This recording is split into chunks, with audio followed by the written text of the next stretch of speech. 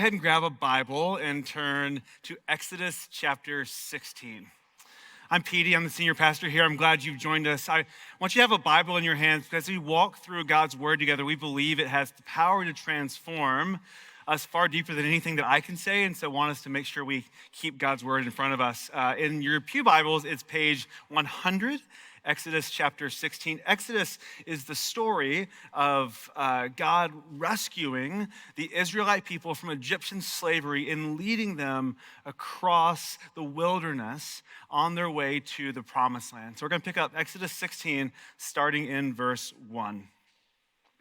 It says, the whole Israelite community set out from Elim and came to the desert of Sin, which is between Elim and Sinai, on the 15th day of the second month after they had come out of Egypt, after they had come out of slavery. So let's pause right there. So this is a story of slavery. God has his people on the way from slavery to freedom, but they have to go through the wilderness first. And what we find is that they have lots of bumpy moments in the wilderness. And this today is one of those stories, a wilderness story. Now I know that many of us find ourselves in wilderness moments that are out of our control, moments that feel hard, moments that are not what we expected out of life. And they might be hard and long, they might be short, they might be for a season. You might feel like you've been in the wilderness for a while, and maybe you're not in the wilderness now, but you have been or you will be one day. These are stories that impact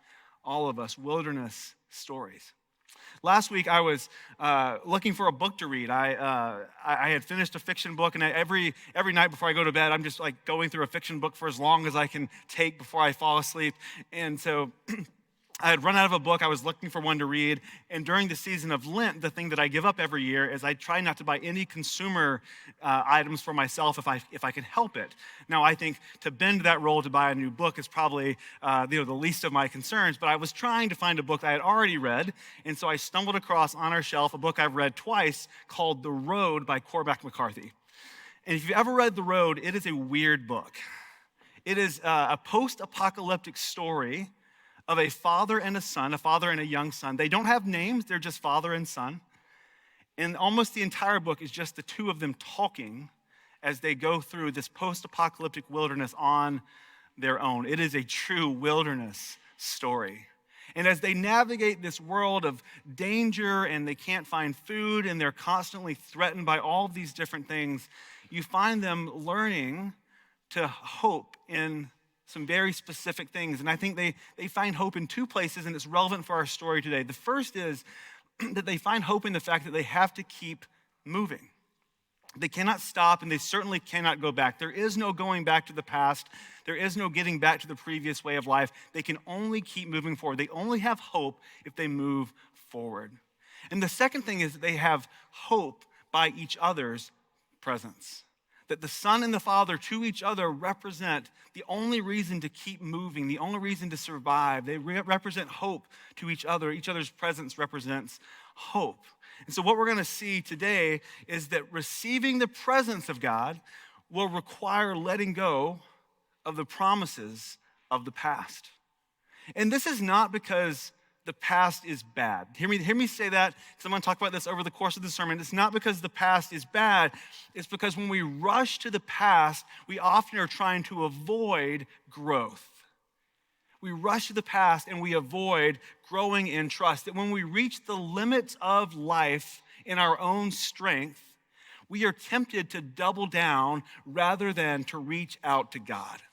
And that's what happens in our story. So if you pick back up in verse 2, it says, in the desert, the whole community grumbled against Moses and Aaron. Pause there. So Moses and Aaron are their leaders.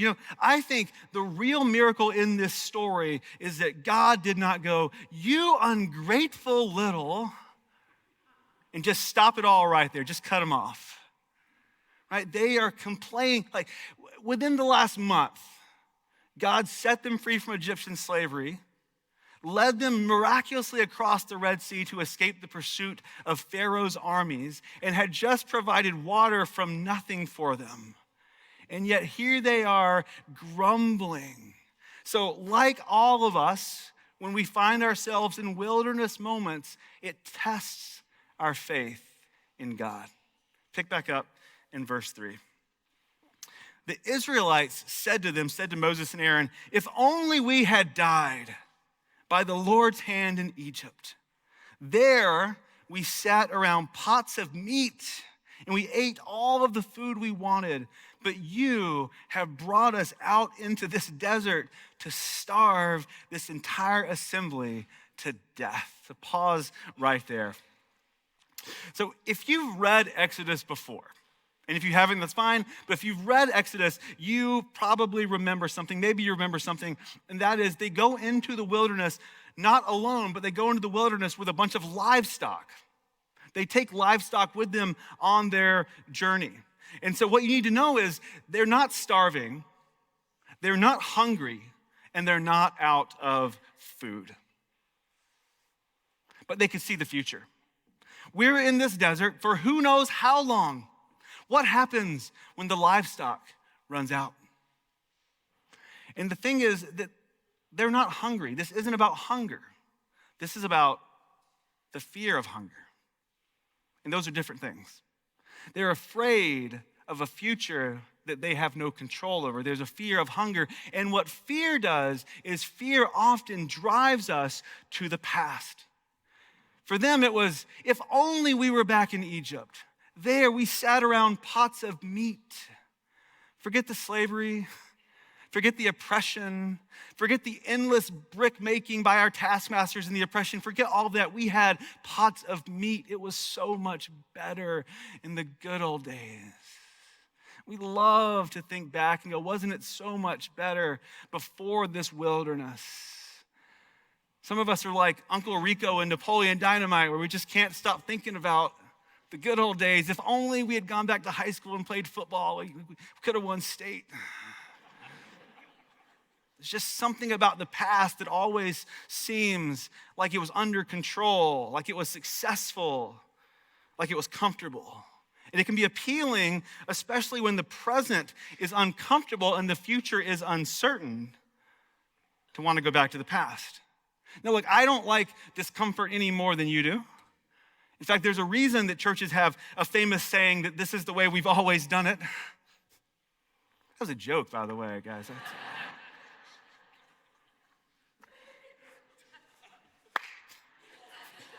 There's a reason that churches say things like, this is the way we've always done it, because, thank you.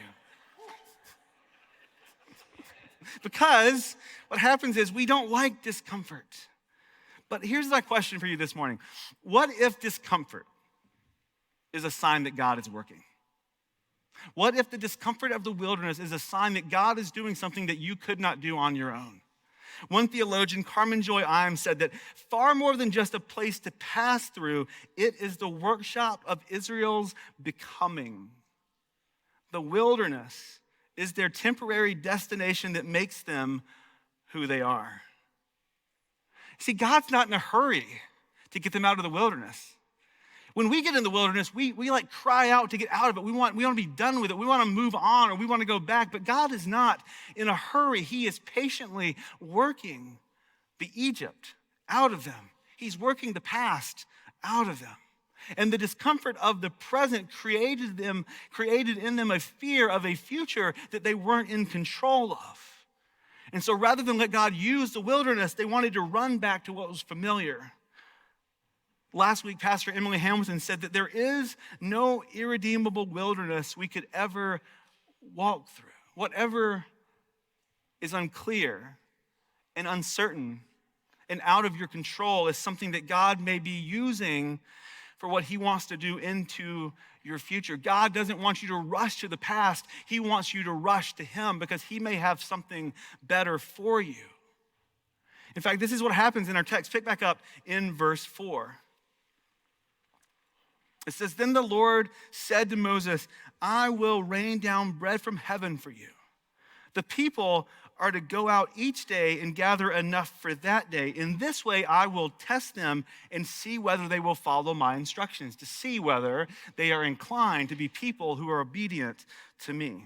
On the sixth day, They are to prepare what they bring in, and that is to be twice as much as they gather on the other days. Twice as much on the 6th, so that on the 7th day, they don't have to go out and do work. He's preparing them for the Sabbath that he will give them in just a few short weeks. This idea of practicing a day of rest. So we'll pause there in the story.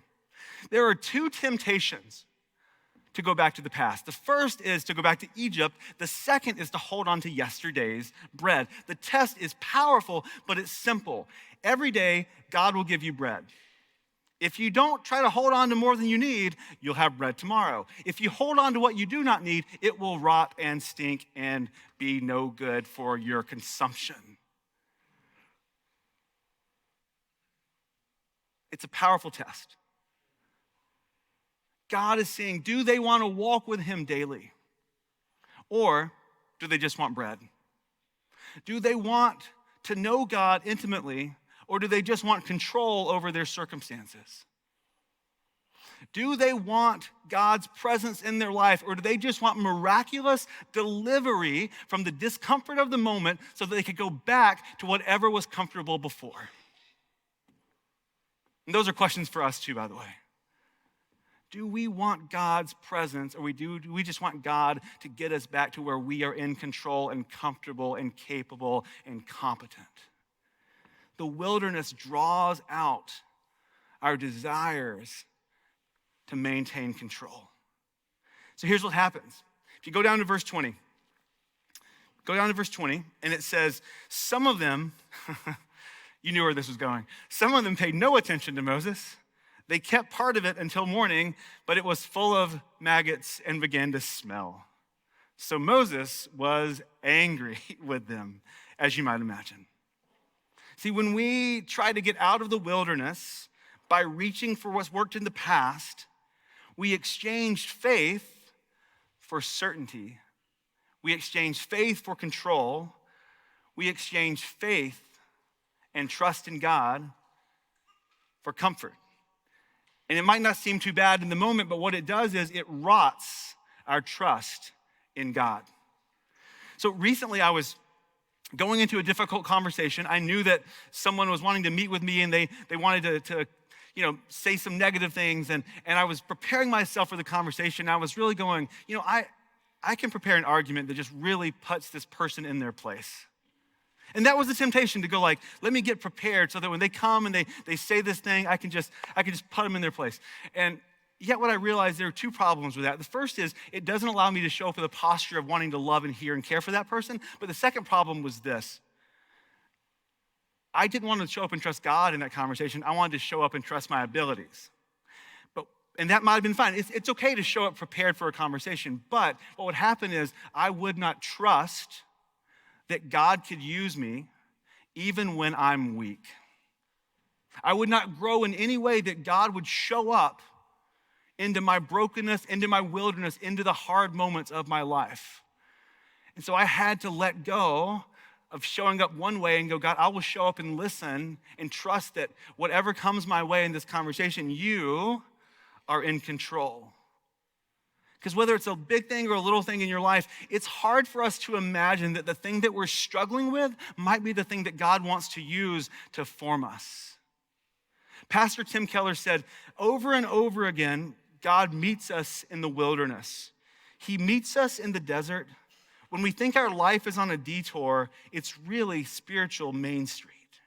When we think everything is going wrong, it's going wrong because it forces us to think in ways we wouldn't have thought of otherwise. It forces us to seek in ways we wouldn't have sought otherwise. When things aren't going according to your plan, when you think you're on a back road, it's Main Street spiritually, right? Because God is at work. I can trust that he has me where I am for a reason and that he can use it.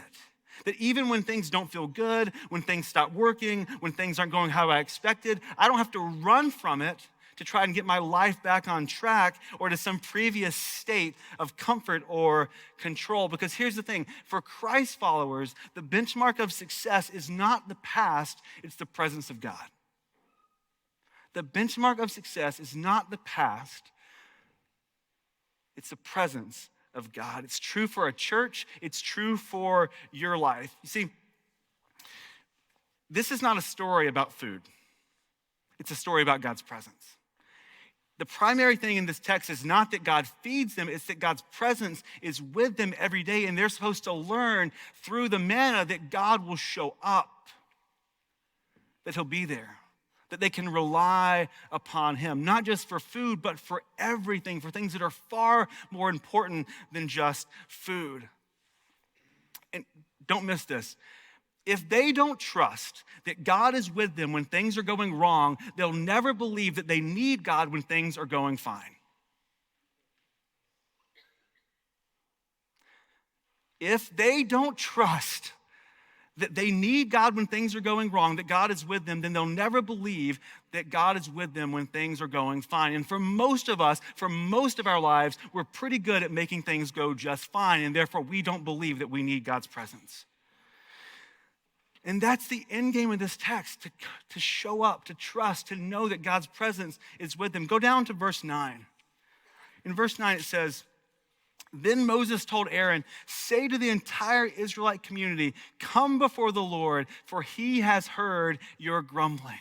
And while Aaron was speaking to the whole Israelite community, they looked toward the desert, and there was the glory, the presence of the Lord appearing in the cloud." God's cloud, his appearance, his presence was with them all the time. It was the sign of his nearness. Verse 11, "Then the Lord said to Moses, 'I have heard the grumbling of the Israelites. Tell them at twilight you will eat meat, not even bread, not even just bread. You will have meat.' He gives them quail. 'And in the morning you will be filled with bread, and then you will know that I am the Lord your God.'" Let's stop there.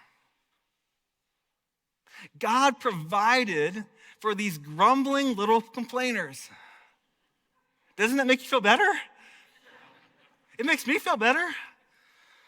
Jesus doesn't come just for those who have it all figured out. I love Pastor Chuck DeGroat said it this way: "God is committed to taking as long as you need to form you into the person you were designed to be. This is your identity. You lost it somewhere along the way. Now let me remind you who you really are." There is life on the other side of the wilderness, and God is willing to walk with you for as long as it takes to get there, to remind you of your identity.